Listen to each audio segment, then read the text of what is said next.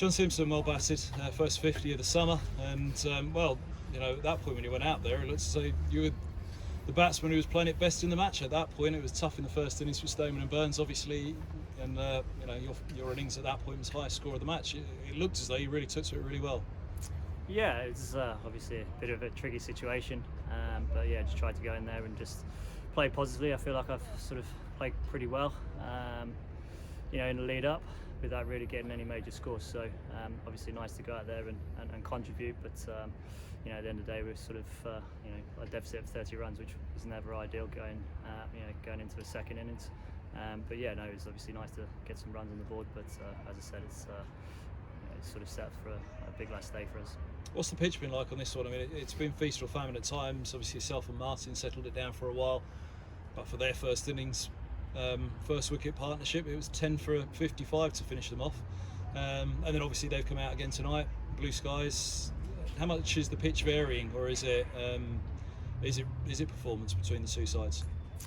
I think the ball hasn't done as much. I think I think the pitch has got better. There was a little bit of sideways movement. The ball swung at times, obviously under light and overcast conditions, as it should do. But it's just been one of those wickets, I think, where if you play well, I think you reap your rewards, because it's a fast-scoring ground, good wicket. But yeah, I don't think if we're being honest, we haven't batted anywhere near as well as we should be doing. It's been I think the biggest flaw so far this season. I think we've let ourselves down with the bat, but don't get me wrong, there's been some good balls in there, as you've seen this evening, beating the bat, but I think we're better than what we're performing. And just finally, going into tomorrow, I mean, anything could happen. Of course, another 10 for 55. Equally, Surrey, just like Middlesex, absolutely desperate for a win, and draw's no good to either. So Surrey, if it does go well for them the first out, they've actually got to think about, well, we need to leave ourselves time to bowl out Middlesex, which will open up the Middlesex win. So it's take positivity in tomorrow and see what comes.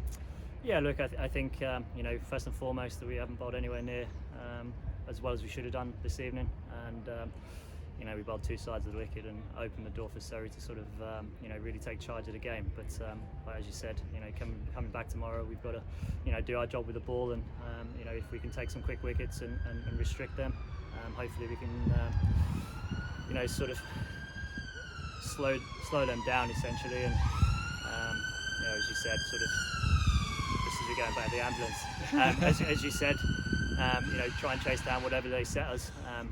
That's got to be our plan, and that's the positive mindset we've got to take into it. But it's all going to be a big first session in the morning.